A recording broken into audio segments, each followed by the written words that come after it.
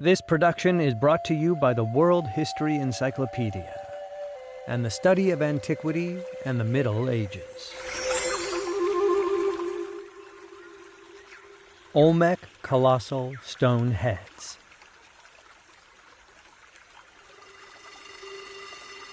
Written by Mark Cartwright. Narrated by D.W. Draffin. The stonehead sculptures of the Olmec civilization of the Gulf Coast of Mexico, 1200 BCE to 400 BCE, are among the most mysterious and debated artifacts from the ancient world. The most agreed-upon theory is that because of their unique physical features and the difficulty and cost involved in their creation, they represent Olmec rulers. 17 heads have been discovered to date, 10 of which are from San Lorenzo and 4 from La Venta, two of the most important Olmec centers.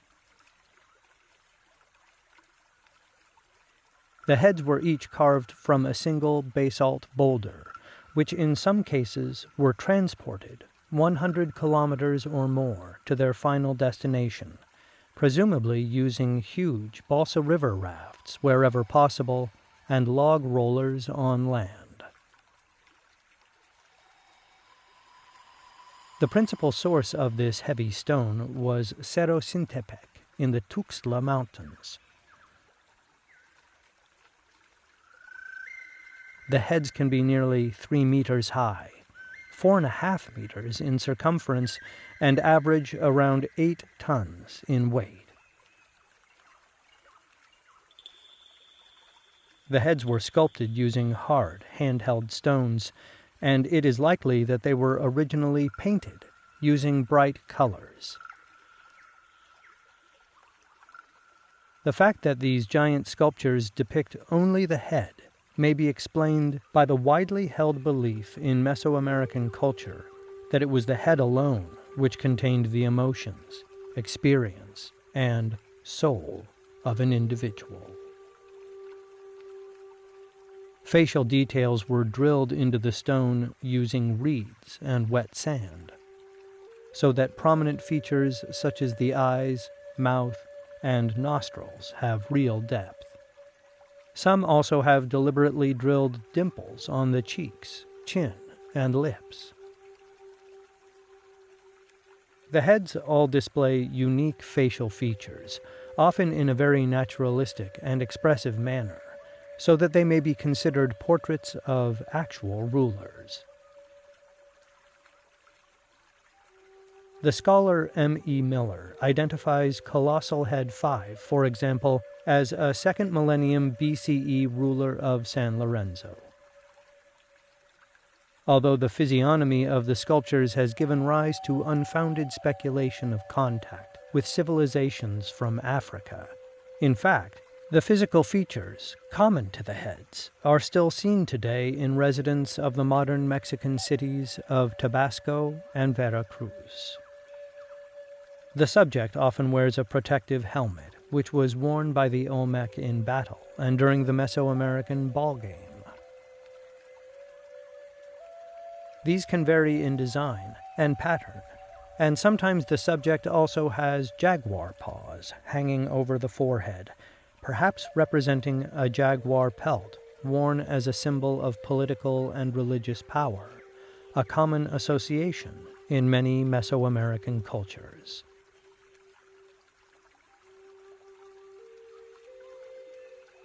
Colossal Head 1, from La Venta, instead, has huge talons carved on the front of the helmet. Some heads are also recarvings of other objects. For example, San Lorenzo Colossal Head 7 was originally a throne and has a deep indentation on one side, and Altar 5 from La Venta seems to have been abandoned in the middle of such a conversion.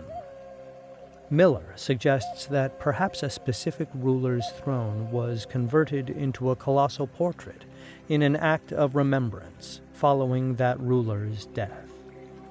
Many of the stones are difficult to place in their original context, as they were not necessarily found in the positions the Olmecs had originally put them.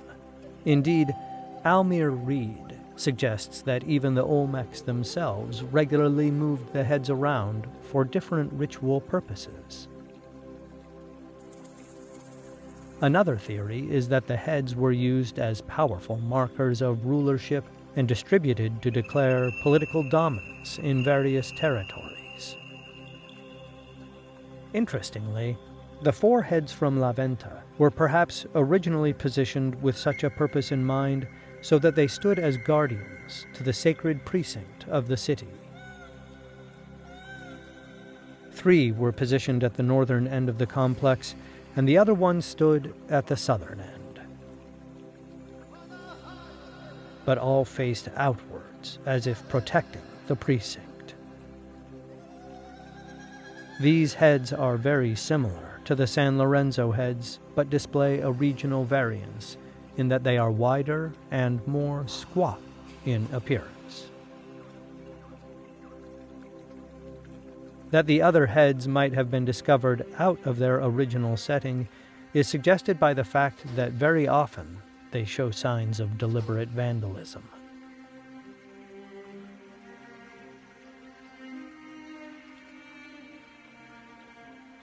And most were buried sometime before 900 BCE in what appears to have been a purposeful ritual distancing with the past.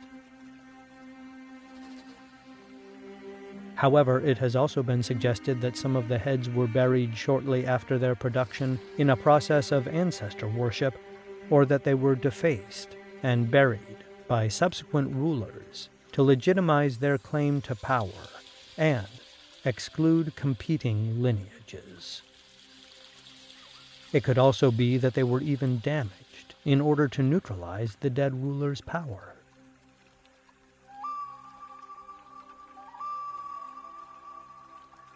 Whatever the reason, the heads were buried and forgotten for nearly 3,000 years.